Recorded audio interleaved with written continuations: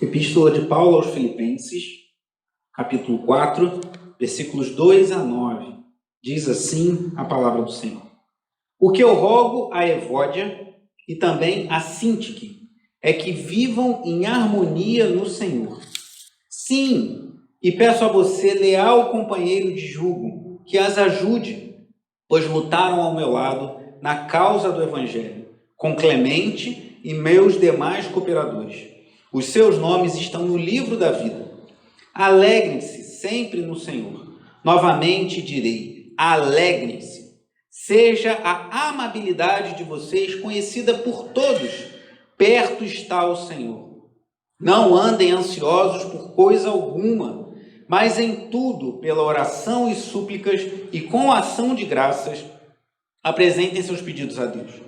E a paz de Deus, que excede todo entendimento, guardará o coração e a mente de vocês em Cristo Jesus. Finalmente, irmãos, tudo que for verdadeiro, tudo que for nobre, tudo que for correto, tudo que for puro, tudo que for amável, tudo que for de boa fama, se houver algo de excelente ou digno de louvor, pensem nessas coisas. Ponham em prática tudo que vocês aprenderam, receberam, ouviram e viram em mim. E o Deus da paz estará com vocês. Vamos orar, se você puder curvar sua cabeça, fechar seus olhos e orar junto comigo. Pai, graças te damos, Senhor, pois, como eu dizia antes, sentimos muita falta de nos reunirmos presencialmente, mas reconhecemos o teu favor, a tua graça, em podermos trocar ideias com os irmãos, podemos conversar com os irmãos, podemos ministrar a tua palavra, podemos louvar ao Senhor juntos aqui, sabendo que irmãos em seu lar estão adorando ao Senhor também. Isso é um privilégio, uma bênção que o Senhor nos concede. Senhor amado, em nome de Jesus, fala aos corações essa noite, que o teu Espírito Santo venha a nos constranger, venha nos corrigir, venha nos direcionar. Deus, precisamos da direção, da iluminação do teu Espírito Santo, o Espírito que inspirou o apóstolo Paulo a escrever essas palavras maravilhosas registradas na epístola de Paulo aos Filipenses, esse mesmo Espírito que habita no teu povo, Senhor, que venha nos iluminar o entendimento para compreendermos as verdades do teu Evangelho. Fala a cada coração, também aquele que me ouve numa gravação, seja ministrado pelo teu poder, pelo teu Espírito, Senhor, pois a tua palavra é poderosa para transformar os nossos corações. Seja engrandecido em tudo nessa noite, Cristo Jesus, amado de nossa alma, Rei da glória, em nome de Jesus nós pedimos, ó Pai. Amém e graças a Deus. Irmãos, como eu passava um vídeo para vocês mais cedo, o pessoal chama de teaser dos filmes, né? Como se fosse isso. Falando um pouquinho da mensagem de hoje, eu falarei sobre um tema que tem sido muito debatido já há um bom tempo, mas especialmente nesses dias de quarentena, especialmente nesses dias de pandemia, especialmente porque já estamos há praticamente 70 dias em isolamento social, né? Se não, salvo engano, mais ou menos isso. Muito tem sido falado sobre ansiedade. Muitos programas de televisão têm se debruçado sobre esse tema, muitas lives têm se dedicado a esclarecer como lidar com a ansiedade, com a angústia. Eu escutava uma entrevista de uma autoridade, eu não me lembro ao certo quem que falou isso, mas que falava que se a gente tivesse... lembrei, o ex-ministro da Saúde, Nelson Tais. O Nelson Tais falava que se a gente soubesse assim, olha, a gente vai ficar em quarentena 6 meses, 1 ano, 5 meses, a nossa reação seria outra, que você falava, são 6 meses, a gente já passou 2,5, falta muito ainda, mas eu sei que faltam 3 meses e meio e vai acabar. Mas falava o ex-ministro da Saúde, Nelson Tais, essas circunstâncias em que você não sabe quando vai encerrar tudo isso, você não sabe como vai terminar isso, isso gera muita ansiedade, muita angústia nos corações.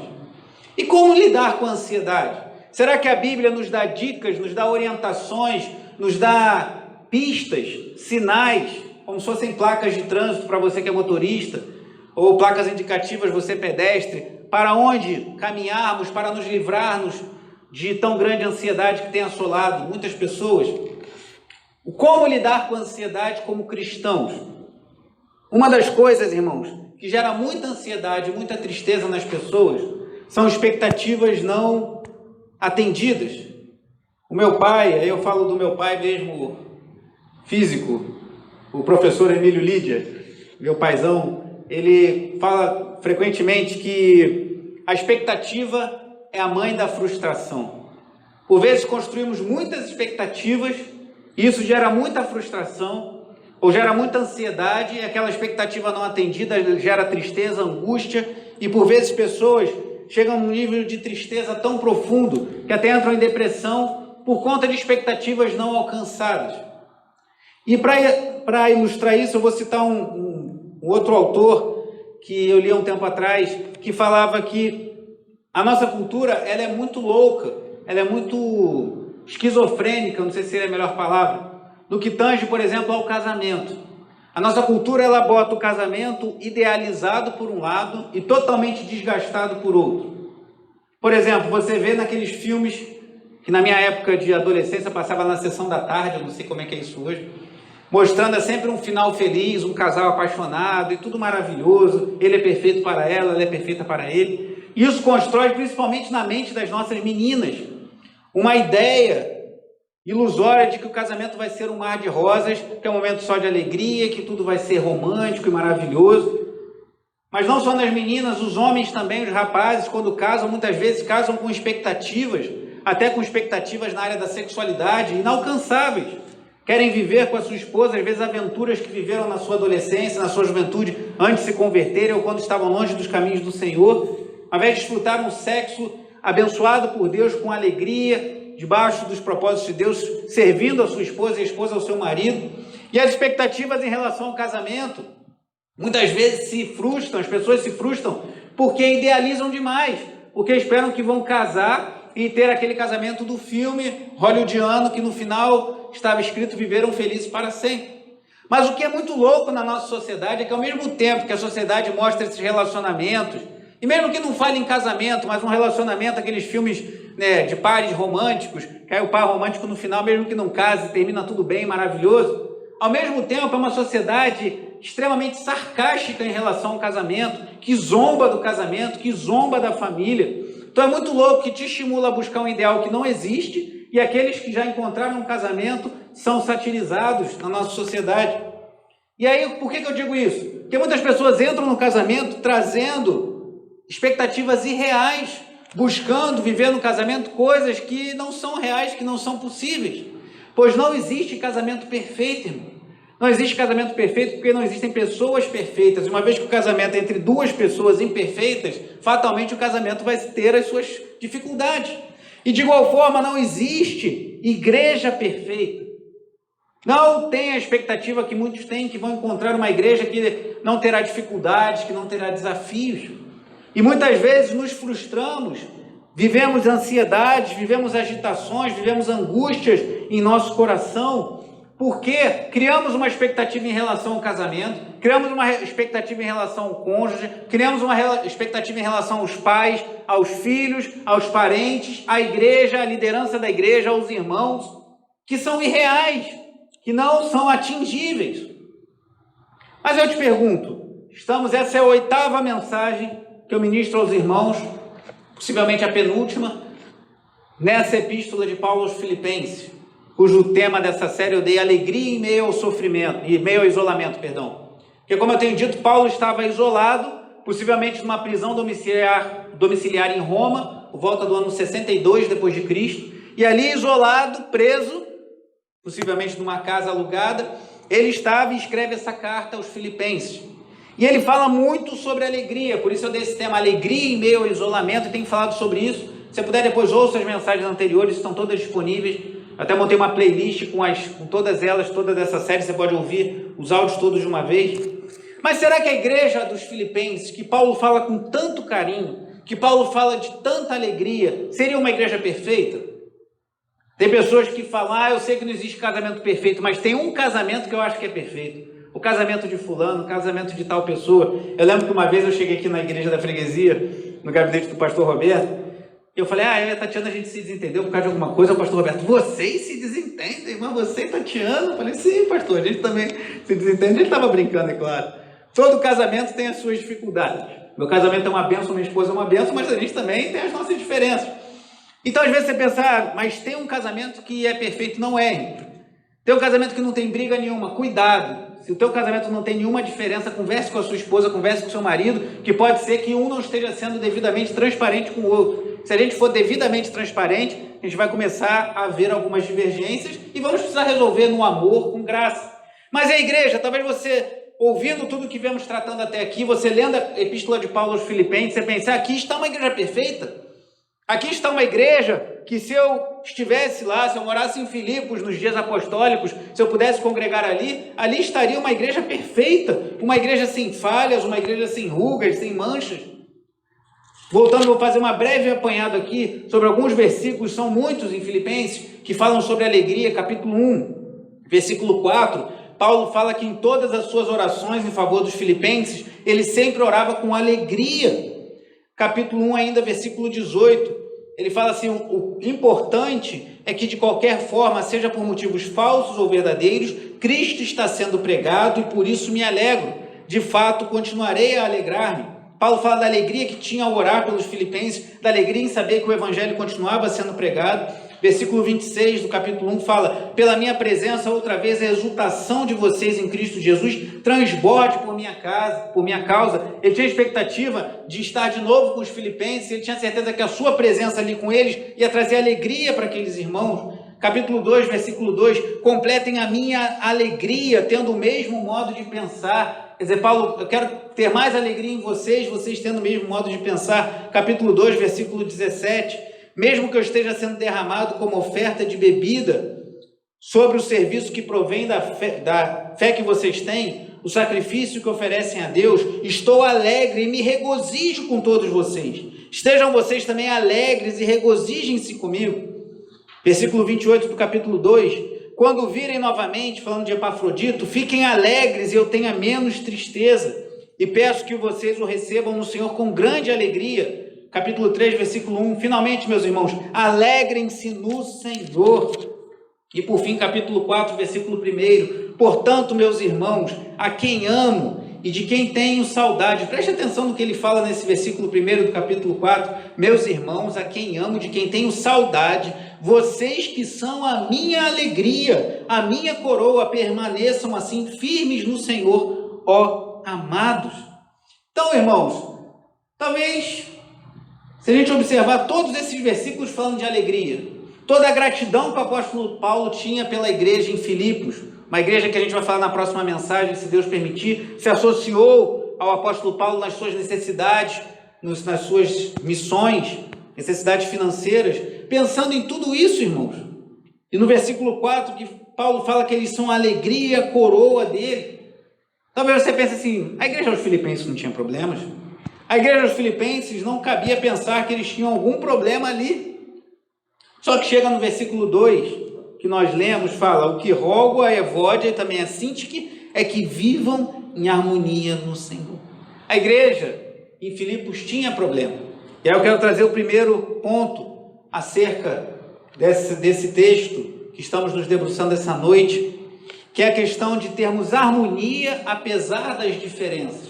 Quero compartilhar 3 abordagens nesse texto que lemos com os irmãos. Primeiro, a possibilidade de termos harmonia apesar das diferenças entre nós, de termos alegria apesar das circunstâncias que nos cercam e termos paz apesar das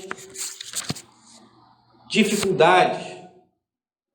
Então é possível ter harmonia em meio a diferenças? É possível ter alegria em meio a circunstâncias difíceis, em meio a adversidades? E é possível ter paz em meio às dificuldades? Sobre isso que eu quero compartilhar com os irmãos. Então, como nós vemos aqui, a igreja dos Filipenses era uma igreja que tinha muitas virtudes. Era uma igreja que tinha muitas coisas boas acontecendo ali. Era uma igreja associada a Paulo, era uma igreja fiel, era uma igreja que se preocupava com o próximo, era uma igreja que se associava, era uma igreja que buscava estar firme na presença de Deus. São muitos os elogios. Mas o que nós vemos aqui no versículo 2 do capítulo 4 é que Paulo está rogando a 2 mulheres, Evódia e Sintique, que vivam em harmonia no Senhor. São nomes meio diferentes para nós. Eu não vou colocar o nome da minha filhinha que está sendo gerada, que possivelmente vai ser Raquel. A gente já tem o nome Raquel, senão poderia botar Evódia ou Sintique, ou Evódia Sintique. Já pensou aí, Will, de repente no futuro? São nomes diferentes, são nomes de 2 mulheres, que eram mulheres que estavam tendo alguma diferença lá na igreja. Até você pensa, mas aquela igreja, eu achei que essa igreja era igual aos casamentos lá dos filmes de Hollywood. Era um final feliz, estava tudo certo, aquela igreja era uma igreja muito abençoada, uma igreja com muitas qualidades. Mas aquela igreja tinha problemas de relacionamentos. Lembra que no capítulo 2, quando eu li aqui, Paulo está falando assim, ó, completem a minha alegria tendo o mesmo modo de pensar. Paulo já vem ensaiando essa exortação lá do capítulo 2, e aqui ele fala claramente, ele está direcionando a duas pessoas específicas, que possivelmente eram pessoas que tinham visibilidade na igreja.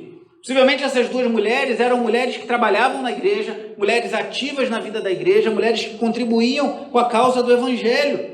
E Paulo está falando, olha, vivam em harmonia no Senhor. Então, se essa noite a gente falando sobre ansiedade, a sua ansiedade ou a sua tristeza, alguns dizem que a ansiedade é a gente ficar mal, ficar angustiado pelo dia de amanhã. E a depressão é a gente ficar mal, ficar angustiado pelo dia que passou e as coisas não aconteceram do jeito que a gente gostaria. Então, se você está ansioso ou se sente depressivo, porque olha para a sua família, olha para o seu casamento e pensa, eu queria que isso fosse perfeito, eu sonhei. É igual aquela jovem que fala, eu sonhei, eu tive um sonho que eu via um cavalo branco e um príncipe vindo, cavalgando no meu casamento, e aquilo ali era maravilhoso, aquele cavalo branco com um príncipe, e eu chegava ali, e o meu casamento se dava dessa forma, o meu noivo entrava. E hoje, passados alguns anos de casamento, eu tenho a impressão que aquele sonho foi real, mas que eu não casei com o noivo, eu casei com o cavalo. E às vezes a irmã tem essa impressão, depois de tantas lutas e desafios. Mas será que esse sonho que você teve era realmente factível, era viável? Será que o que você vislumbrou para sua casa, para sua família, era algo que é possível de existir? Muitas das nossas ansiedades, irmãos, se dão porque nós criamos expectativas, voltando a citar o meu querido pai, Emílio Lídia, a expectativa é a mãe da frustração. E aqui nós vemos que essa igreja tinha problemas. Aí talvez você pense assim, mas será que é porque essas mulheres não eram crentes? Quem sabe Paulo está falando isso porque elas não eram crentes, estavam no meio da igreja, uma igreja abençoada, uma igreja cheia da presença de Deus, uma igreja evangelística, uma igreja envolvida, e elas estavam ali, era um joio no meio do trigo, por isso que Paulo está falando isso. Olha o que diz o versículo 3, a segunda parte. Lutaram ao meu lado na causa do evangelho com Clemente e meus demais cooperadores. Os seus nomes estão no livro da vida.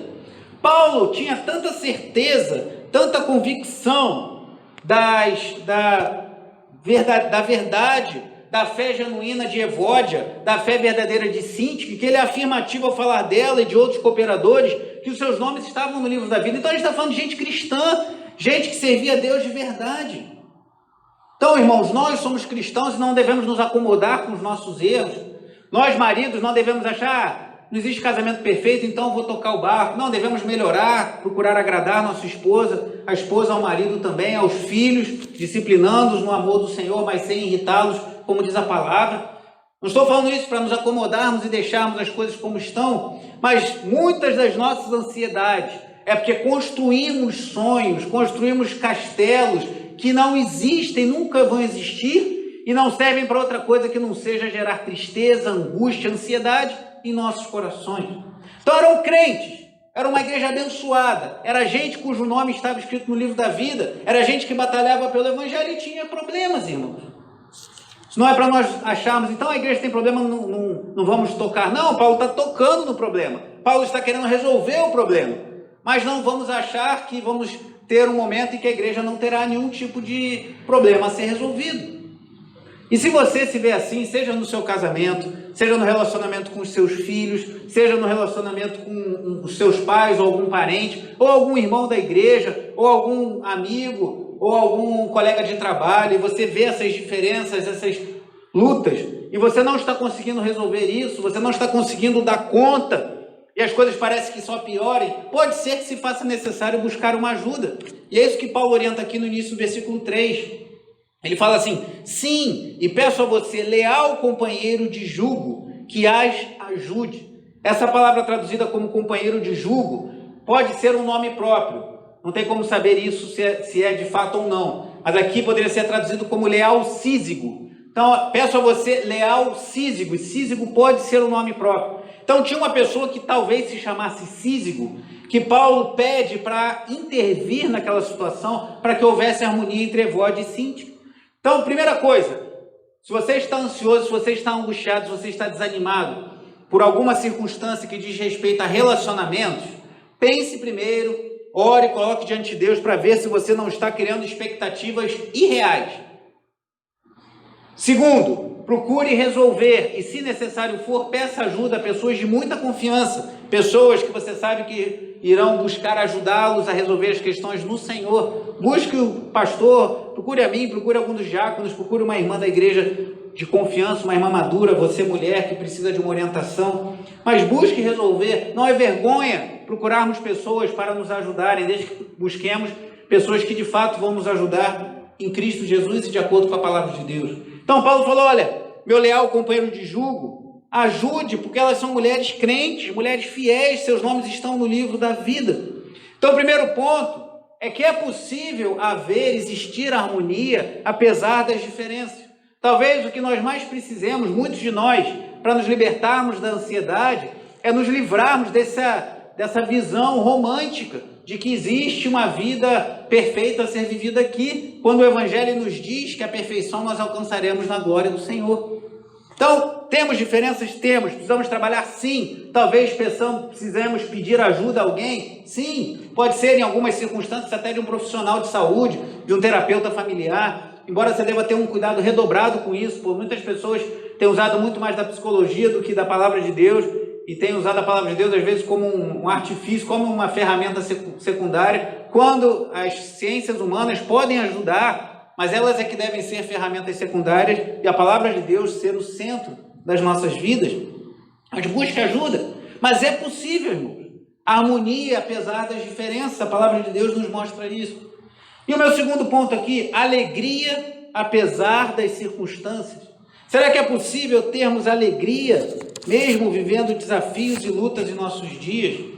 Talvez você pense assim, mas você está falando isso que você não sabe das minhas lutas, você não sabe das minhas angústias. Se você calçasse os meus sapatos, você saberia o que eu passo, mas se você calçasse os meus sapatos, talvez você achasse também que eu passo por muitos desafios. Todos nós temos os nossos desafios. Certo é que alguns estão passando por momentos dramáticos, por momentos difíceis, por doenças, por ansiedades, por conta de incertezas econômicas, de trabalho, ou alguma coisa nessa ordem. Todos nós temos nossas lutas, mas é possível se alegrar em meio às circunstâncias ruins? Paulo nos orienta em toda essa epístola acerca disso, pois volta a lembrá-los, volta a reforçar, Paulo estava preso. Paulo nos escreveu aos Filipenses, sentado numa cadeira de praia, de frente com uma praia do Caribe, tomando água de coco e comendo espetinho de camarão, que muitos gostam, eu não gosto, mas há quem gosta. Eu preferia comer uma coisa mais diferente. Mas Paulo não estava na frente de uma praia paradisíaca. Ele estava preso. E não estava preso por ter feito nada de errado ou ilegal, mas por estar pregando o Evangelho de Jesus Cristo. E foi sufocado ali. E ainda assim Paulo fala tanto de alegria. Mas sobre esse ponto, sobre a possibilidade de termos alegria, apesar das adversidades, das circunstâncias ruins, eu queria compartilhar com os irmãos apenas um versículo, que é o versículo 4. Perdão, versículo 4, versículo 5.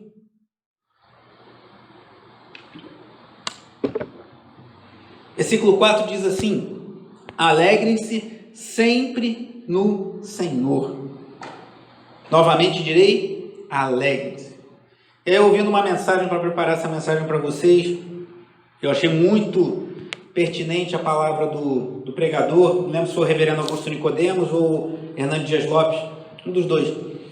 Ele dividiu essa primeira frase, alegrem-se sempre no Senhor, em 3 partes. Primeiro, Paulo fala de alegrar. Alegria, irmãos, aqui é um mandamento, é um imperativo. O povo de Deus, ele não pode ser, ele não deve ser, ele tem que ser um povo alegre. Deus é tão bom que ele nos ordena fazermos coisas boas.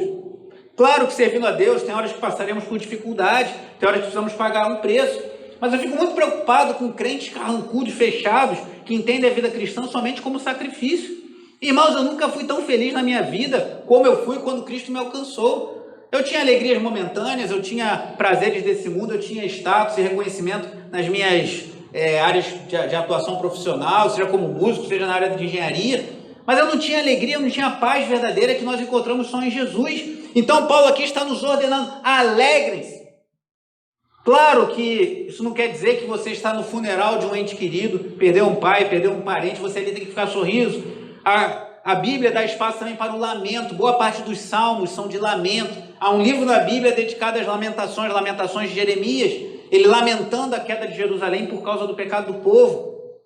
Isso é um erro que muitos têm cometido, achar que crente não tem que fazer orações clamando a Deus, apresentando problemas tristes diante de Deus. Podemos nos entristecer. Paulo fala que Deus permitiu que Epafrodito não morresse para que ele não tivesse tristeza sobre tristeza. Não tapamos o sol com a peneira, passamos por tristezas, mas devemos ter alegria em nossos corações, irmãos. Aquela alegria que transcende tudo que está ao nosso redor. Às vezes você está passando por uma dificuldade, por uma luta, você começa a cantar um louvor, você vai servir alguém, você vai fazer... Eu lembro de uma vez que aqui na igreja da freguesia, muitos anos atrás, a gente serviu um almoço, eu estava trabalhando de garçom, servindo um almoço para os irmãos, e me deu uma alegria tão grande estar servindo os irmãos.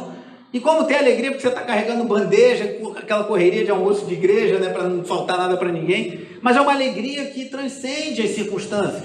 Então, irmãos, não quer dizer que vamos viver alegre o tempo todo e que não vamos reconhecer nossas lutas e dificuldades, mas, irmãos, precisamos ter alegria. O que Paulo sugere aqui é que quando nós rejeitamos a alegria do Senhor, nós estamos pecando, pois é afirmativa, imperativa aqui: alegrem-se. E Paulo vai além, ele fala, por isso que eu dividi essa frase em 3 partes: alegrem-se, mas não somente alegrem-se, mas alegrem-se sempre.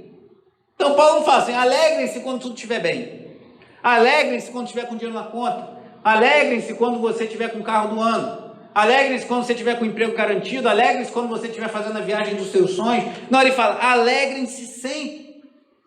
E a chave para isso vem no final da frase, porque nós temos que nos alegrar, e temos que nos alegrar sempre, mas a nossa alegria tem que estar no Senhor, irmão.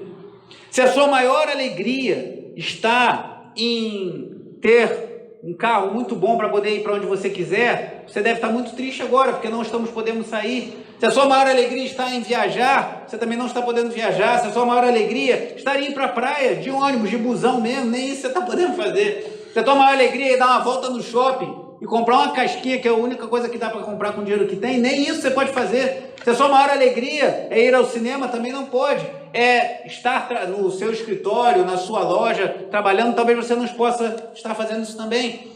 Não que não devamos ter alegria nessas coisas, mas se a nossa maior alegria está no Senhor, nós temos condições de nos alegrarmos sempre, irmãos. Independente das circunstâncias, porque a nossa alegria não está nas circunstâncias que mudam, a nossa alegria não está naquilo que é perecível, a nossa alegria não está naquilo que é instável, que um dia está bom, outro dia não está. A nossa alegria está no Senhor, que é eterno, que é bom, que é maravilhoso, que é justo, que é perfeito. Então, alegre-se apesar das circunstâncias, sempre no Senhor. E Paulo ainda repete, novamente direi, alegre-se.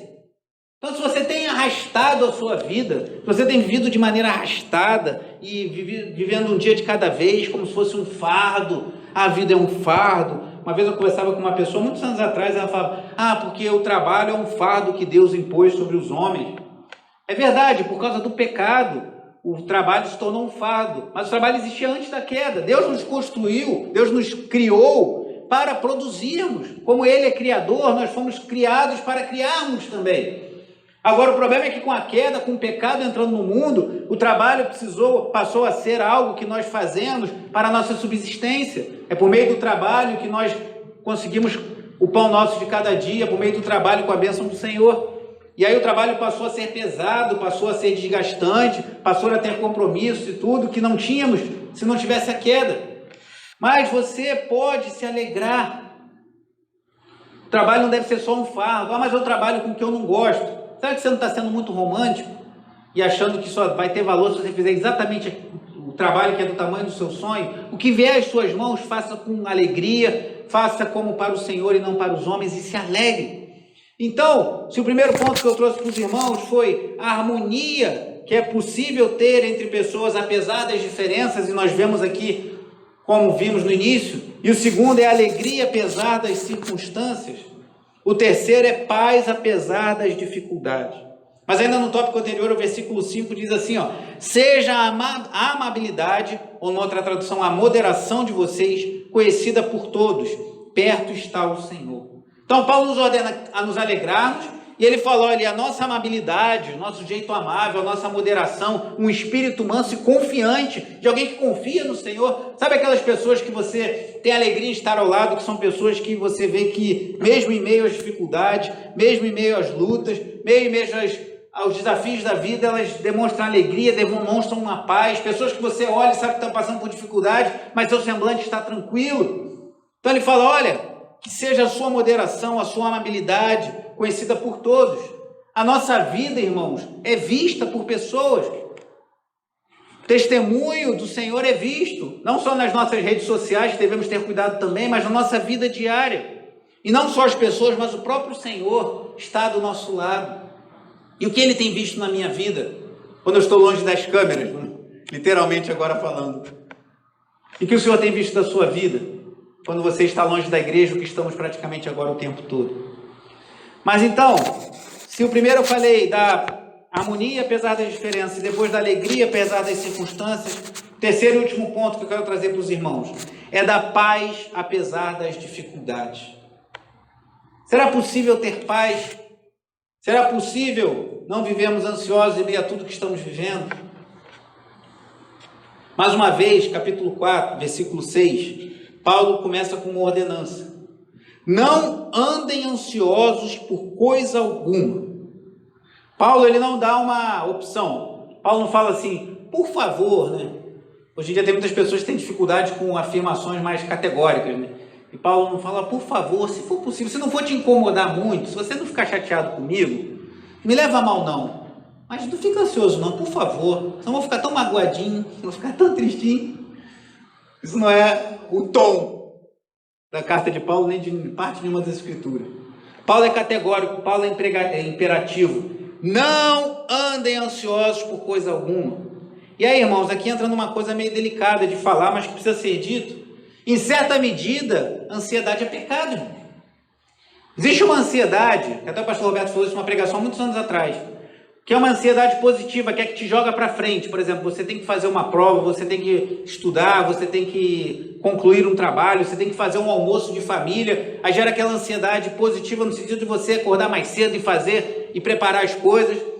Isso é uma ansiedade, digamos assim, positiva, mas o que eu falo aqui é da ansiedade, nós nos consumimos pelo dia de amanhã. Isso é tratado aqui como pecado, irmãos. E a gente tem que dar nome aos bois, tem que parar de ficar tapando o sol com a peneira. Paulo está afirmando, não andem ansiosos. Só que da mesma maneira que ele te traz a ansiedade como um pecado e te traz um imperativo de que não podemos andar ansiosos, ele, por outro lado, te dá um antídoto contra a ansiedade. Qual seja, na sequência do versículo, mas em tudo, pela oração e súplicas e com ação de graças, apresentem seus pedidos a Deus. A solução para a ansiedade é a oração, irmão. Claro que somos humanos, tem horas que você vai orar, tem horas que você vai dobrar seu joelho e não vai conseguir falar nada. Lembra do que eu falei do lamento? Somos humanos, tem horas que as coisas são muito difíceis e devemos clamar a Deus. Mas o que ele nos orienta é colocar tudo em oração e súplicas com ações de graças, porque Deus é bom, irmãos. E as lutas não podem tirar isso de nossas vistas, apresentando nossos pedidos a Deus. Eu lembro, já falei isso tanto aqui na freguesia quanto lá no Anil, que quando ano passado nós passamos pelo dissabor, pela tristeza de perdermos uma gravidez, estávamos no início, na 7ª semana, descobrimos na 9ª. Eu fiquei muito triste com aquela situação, muito abatido. A Tatiana também se entristeceu muito, mas ficou muito forte no meu coração o tempo todo que Deus é bom, e aquilo virou uma verdade. Então, se eu creio que Deus é bom, eu afirmo que Deus é bom, eu creio nisso de todo o coração, eu vou me entristecer, mas eu sei que Deus é bom, que Ele está no controle de todas as coisas e tudo vai ficar bem ao final.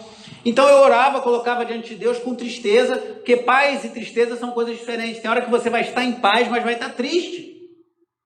Estou falando de você passar por tristezas e angústias que todos nós passamos, mas apresentar tudo diante do Senhor. O D.A. Carson, que é um dos principais comentaristas bíblicos dos nossos dias, esse livrinho que ele fala sobre o cristão verdadeiro, uma série de pregações que ele fez sobre Filipenses, ele coloca uma frase que eu achei muito interessante. O modo de não andar ansioso por nada é orar sobre tudo. Vou repetir. O modo de não andar ansioso por nada é orar sobre tudo. Para não andarmos ansiosos por nada, precisamos apresentar tudo diante de Deus. E aí ele fala uma coisa interessante aqui depois. Ele diz assim, ainda não encontrei um preocupado crônico, uma pessoa que vive preocupada, ansiosa, angustiada, que desfrute de uma excelente vida de oração.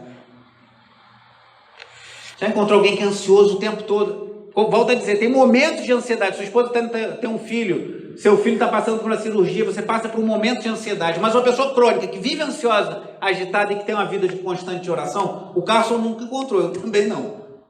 Precisamos orar, irmãos. Precisamos colocar diante de Deus as nossas petições, as nossas súplicas. Deus nos dá o imperativo, mas também nos dá o remédio, nos dá o caminho para encontrarmos o antídoto para a ansiedade. E o versículo 7 é belíssimo. Eu amo esse texto. Ele fala, e a paz de Deus, que excede todo o entendimento, guardará o coração e a mente de vocês em Cristo Jesus. A paz de Deus guardará o coração, que é o cerne de tudo que somos, e a mente, nossos pensamentos, nossas agitações, em Cristo Jesus. E aqui eu quero dizer algo que muitas vezes não é bem visto em nossos dias, pois nós vivemos numa sociedade muito tolerável, que é muito intolerante. Curioso isso, né? O próprio Carson tem um livro chamado isso, A Intolerância dos Tolerantes. Uma sociedade muito tolerante, mas quando você é afirmativo em relação a algumas coisas, eles são extremamente intolerantes. Por exemplo, chega em alguns meios, meio acadêmico, universitário, ou no seu ambiente de trabalho, e se posicione como um cristão deve se posicionar contra o aborto. Muitos vão ser intolerantes contigo em relação a isso, contra a teoria de gênero, contra uma série de questões que a nossa sociedade coloca hoje como tolerância, que se você se coloca contra, você é taxado como intolerante. Mas por que eu estou falando isso aqui, irmão? Porque aqui há um divisor de águas. Aqui é uma coisa muito importante a ser dita. A paz de Deus, ela é prometida aqui, mas isso aqui não está escrito, com perdão da expressão, numa boleia de caminhão. Isso aqui não é uma frase de caminhoneiro, nada contra os caminhoneiros, nem contra frases em caminhoneiro, mas tipo de frase de autoajuda, que é para todo mundo. Então qualquer pessoa ora, pede a Deus que Deus vai guardar vai te dar a paz de Deus. Não. A paz de Deus prometida aqui é para aqueles que têm paz com Deus. Então, para você ter a paz de Deus, você precisa primeiro ter paz com Deus. Paulo, aqui no capítulo 1, ele escreve assim, Paulo e Timóteo, servos de Cristo Jesus, versículo 1, a todos os santos em Cristo Jesus. Então, Paulo está escrevendo para os cristãos verdadeiros, irmão. Então, não pegue esse versículo, recorte, entregue para todo mundo e fale assim, olha, ora em nome de Jesus, e você vai ter paz. Que pode ser que a pessoa daqui uns dias fale para você, eu não tive paz não, você mentiu para mim, então a Bíblia está errada. Isso aqui é para quem já tem paz com Deus. Romanos capítulo 5. Como ter paz com Deus? Talvez você me pergunte. Ok, a paz de Deus é para aqueles que têm paz com Deus. Mas como eu tenho paz com Deus? Romanos 5, versículo 1, diz assim, tendo sido, pois, justificados pela fé, temos paz com Deus. Então temos a paz de Deus e aqui a paz com Deus, por nosso Senhor Jesus Cristo, por meio de quem obtivemos acesso pela fé a esta graça, na qual estamos firmes e nos gloriamos na esperança da glória de Deus. João capítulo 14, texto belíssimo, versículo 27. João 14, 27.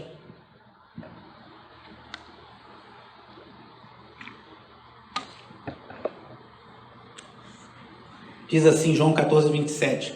Deixo-lhes a paz, palavras de Cristo Jesus. A minha paz lhes dou, não a dou como o mundo a dá. Não se perturbe o seu coração, nem tenham medo. Então, é uma promessa de ao orarmos, Deus guardar os nossos corações e mentes, a paz de Deus guardar em Cristo. Há uma promessa de que Cristo nos dará uma paz, que é diferente da paz que o mundo dá, que é uma paz transitória, uma paz firmada em coisas que passam. mas essa paz é para aqueles que se rendem a Cristo. E eu te pergunto, se você for assistir uma palestra de autoajuda, se você for assistir algumas terapias que são propostas hoje em dia, até muitas vezes por pessoas que se dizem cristãs, muitas vezes não vai ser dito o cerne da questão. O cerne da questão é que nós somos pecadores e nós pecamos contra Deus. Nós nos rebelamos contra Deus. Deus é maravilhoso, Deus é bom, mas nós nos rebelamos contra Deus. O problema é o pecado, que João, lá em 1 de João, vai dizer que o pecado é a transgressão da lei do Senhor. Então, por sermos pecadores, nós nos afastamos de Deus. Isaías 59:2 diz que as mãos do Senhor, os seus ouvidos não estão longe para não nos ouvir, as suas mãos para nos alcançar, mas os nossos pecados fazem separação entre nós e Deus. Então, irmãos, para nos livrarmos da ansiedade como cristãos, primeiro precisamos ser cristãos, precisamos primeiro nos arrepender dos nossos pecados, precisamos ter paz com Deus, que o que Jesus Cristo fez na cruz do Calvário foi verter seu precioso sangue para que eu e você tivéssemos paz com Deus, e uma vez tendo paz com Deus pela fé, crendo que Jesus Cristo é o Senhor, crendo que Ele morreu naquela cruz de fato e que ao terceiro dia Deus o ressuscitou dentre os mortos, seremos salvos, como diz lá em Romanos, se com a tua boca confessares Jesus como Senhor e em teu coração creres que Deus o ressuscitou dentre os mortos, serás salvo. E aí já começamos a desfrutar da vida eterna aqui e agora, vida eterna que desfrutaremos plenamente na glória do Senhor. Então a paz de Deus que é prometida aqui é para aqueles que estão em paz com Deus, não por seus méritos ou obras, porque se fosse assim, eu, você, nenhum de nós que estamos aqui nessa noite teríamos paz com Deus, mas por meio dos méritos de Cristo. Isso não é muito agradável numa sociedade que se diz tolerante e que não é, mas essa é a promessa de Deus para a sua vida. Eu te pergunto, você rendeu o seu coração a Cristo?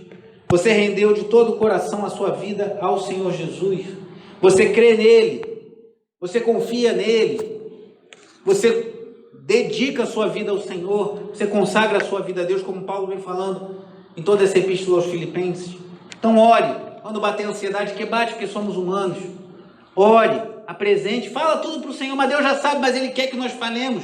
Ele determinou assim. Apresente: Senhor, meu casamento está com problemas. Senhor, a minha despensa está ficando vazia. Senhor, meu trabalho, eu estou com risco de ficar desempregado. Senhor, a minha saúde, a saúde dos meus familiares. Apresente diante do Senhor em oração e creia que a paz de Deus, que transcende todo o entendimento, há de guardar o coração e a sua mente em Cristo Jesus, independente das circunstâncias. E aí, irmãos, se para desfrutarmos dessa paz de Deus, precisamos ter paz com Deus, e aí a oração é o antídoto contra a ansiedade, e um caminho para vivermos o mandamento de nos alegrarmos e não andarmos ansiosos. O final desse trecho nos aponta dois caminhos importantes para vivenciarmos tudo que eu estou falando com você até aqui. Primeiro, o relacionamento da paz que queremos ter e dos nossos pensamentos. E depois, a paz e os modelos que nós seguimos. Primeiro, a paz e os pensamentos, versículo 8. Finalmente, irmãos, tudo que for verdadeiro, tudo que for nobre, tudo que for correto, tudo que for puro, tudo que for amável, tudo que for de boa fama, se houver algo de excelente ou digno de louvor, pensem nessas coisas. Eu te pergunto, você tem vivido isso? Eu tenho vivido isso? Os seus pensamentos estão cheios de tudo que é nobre, correto, puro, amável, de boa fama, excelente, digno de louvor? Porque muitas vezes eu ouvi um pastor falando, uma vez uma pessoa chegou a mim e falou assim, eu estou muito ansioso, eu não estou conseguindo dormir bem, estou muito ansiosa, a minha noite é muito agitada, eu tenho sonhos, eu tenho pesadelos, eu fico agitado, um monte de coisa. E esse pastor, ele falou o seguinte, eu sempre pergunto a mesma coisa nessas circunstâncias. O que você assiste antes de dormir? O que você ouve antes de dormir? Porque tem pessoas que botam uma televisão, isso é uma coisa que eu e minha esposa decidimos nunca ter e nunca tivemos. Televisão em nosso quarto. Quarto é lugar para você orar, para você dormir, para você descansar, para você ter a sua intimidade enquanto casal. Nunca quis ter televisão, mas se você tem uma opção tua, não estou dizendo que você está errado nisso. Mas tem pessoas que dormem assistindo televisão, filmes violentos, filmes imorais. Se você está tendo problemas na sua sexualidade com o casamento, não vá assistir pornografia achando que vai melhorar. Você vai desagradar a Deus e vai trazer maldição para a sua vida. Vai consertar a sua vida de acordo com o que Deus quer. Mas tem pessoas que estão assistindo televisão até altas horas. ficam ouvindo notícias, ficam fazendo contabilidade de planilha no Excel de mortes por Covid. Descansa a tua mente. Descansa o teu coração no que você tem pensado. Aí você assiste aquele filme sanguinolento, aquele filme violento até altas horas, depois tem pesadelo e não quer saber por quê? Descanse a sua mente, descanse seu coração, aquiete a sua casa. Eu tenho uma experiência muito interessante na minha casa, porque o meu filho, o pessoal conhece, o Daniel, é pressão, né? E ele gosta de dormir tarde. Então eu e minha esposa, às vezes, o que a gente tem que fazer? Tem que aquietar a fera, a gente começa a apagar algumas luzes. Televisão a gente já quase não assiste mesmo, mas a gente começa a apagar algumas luzes. Às vezes vai aquietando um pouco, bota ele para brincar com uma coisa mais calma, daqui a pouco ele começa a pular, a gente segura, não sei o quê. Vai aquietando a fera. E às vezes a gente precisa fazer isso com as nossas mentes, irmão. Aquiete sua mente, aquiete seu coração. Tem gente que está usando a quarentena para fazer maratona de séries. Né? Cuidado com o que você assiste. Estou falando que isso é pecado necessariamente. Se você faz isso e equilibra com uma vida devocional, eu tenho certeza, irmãos, que muitas pessoas, se dedicassem mais tempo, mais energia à leitura da Bíblia e à oração, naturalmente deixariam de assistir muitas coisas que assistem. Precisamos nos aproximar de Deus. E talvez você esteja ansioso, você crê em Deus, você, assim como o Evódia e Cinti, que é um crente, seu nome está no livro da vida, mas a sua ansiedade não está pela expectativa exagerada num relacionamento, a ansiedade não está por você construir castelos que não existem. A sua ansiedade está por você encher a sua mente, encher os seus ouvidos de música podre, encher os seus olhos de imagens horríveis, e você não tem paz com Deus. Então, para termos paz com Deus, temos que disciplinar os nossos pensamentos. E por fim, versículo 9, sabemos quem nós seguimos. Esses dias de redes sociais, muito é falado sobre seguir pessoas. Quem você segue no Twitter, segue no Instagram, né? Segue num monte de coisa. Eu não tenho Twitter nem Instagram e não sinto a menor falta. Mal entro no Instagram da igreja de vez em quando muito. Facebook eu não olho, já deve ter uns 4 meses. Não sinto a menor falta, irmão. Só tem o WhatsApp, porque o WhatsApp eu acho que é uma bênção, porque ele é mais prático que o telefone. Nem sempre você pode atender na hora, o WhatsApp você responde depois, a pessoa te responde depois. Mas assim, se você tem, tudo bem, estou falando que isso é pecado. Mas assim, quem você segue no seu Twitter? Quem você segue no seu Instagram? E mais do que isso, quem é referência na sua vida? Versículo 9, Paulo diz: ponham em prática tudo que vocês aprenderam, receberam, ouviram e viram em mim, e o Deus da paz estará com vocês. Paulo tinha muita autoridade, irmãos. Ele tem que ser um homem que confia muito, que ele vive para a glória de Deus, e ele vivia para falar isso. O que você aprendeu, recebeu, ouviu e viu em mim, pode pôr em prática. Será que nós podemos dizer isso para as pessoas? Será que essa noite eu posso falar assim: Tasso, o que você tem visto, aprendido, recebido e ouvido de mim, pode praticar, que sua vida vai se glorificar a Deus. William, pode... Tudo que você tem visto, que você tem aprendido, que você tem recebido e ouvido de mim, pode fazer exatamente tudo isso, que a sua vida vai ser abençoada por Deus e você vai glorificar a Deus. Será que eu posso fazer isso? Será que você pode falar isso? Quem são as suas referências? Quem você segue? E o que as pessoas que te seguem têm como referência? E aí com isso, irmãos, eu concluo. Então, é possível sim ter harmonia apesar das diferenças. É possível sim ter alegria apesar das adversidades. É possível sim ter paz apesar das dificuldades. Até porque Paulo encerra essa parte dizendo: o Deus da paz estará com vocês. Uma vez que nós temos paz com Deus, por sermos filhos de Deus, salvos, remidos pelo sangue de Cristo, uma vez que nós apresentamos nossos pedidos a Deus, a paz de Deus guarda nosso coração e mente em Cristo Jesus. E por fim, o Deus da paz está conosco, irmãos. Que promessa maravilhosa. Então, para concluir, levantei aqui 5 sugestões práticas para a sua vida. Primeiro, abandone expectativas exageradas. Para de querer viver o par romântico do filme da Sessão da Tarde que você assistiu quando tinha 15 anos e agora você tem 65 e ainda acha que aquilo ali é o que você tem que viver. Acorda para a vida, acorda para a realidade. Abandone expectativas exageradas. Segundo, viva em paz com os demais. Não espere que a pessoa seja do tamanho do seu sonho. E mesmo ela sendo diferente de você, viva em paz. Nas diferenças nós crescemos muito. Até mesmo entre pastores nós temos diferenças, pensamos coisas de uma forma, temos ênfase diferentes, mas vamos me relacionar com muitos pastores Eu aprendo muito com aqueles que pensam ou agem de forma diferente do que eu ajo. Faço o mesmo. Tenha alegria em Deus. Se a sua alegria for em Deus, você pode até balançar com as chuvas e dificuldades, mas a sua alegria está firmada naquele que é eterno e que não falha. Ore e guarde a sua mente. Está ansioso? Ora ao Senhor, mesmo que sejam poucas as suas palavras. Lembre-se que Jesus falou que não é pelo muito falar que seremos ouvidos, mas ore e guarde a sua mente, alimente a sua mente com coisas que glorifiquem a Cristo. E siga bons exemplos. Abandone expectativas exageradas. Viva em paz com os demais. Tenha alegria em Deus. Ore e guarde a sua mente e tenha bons exemplos. Eu creio que isso, para você que tem paz com Deus, você que vive para a glória de Deus, fará grande diferença na sua vida contra esse mal do nosso século chamado ansiedade. E vamos encerrar fazendo aquilo que o texto nos ordena, orando e apresentando nossos pedidos a Deus. Pedir aos músicos que venham aqui, por favor.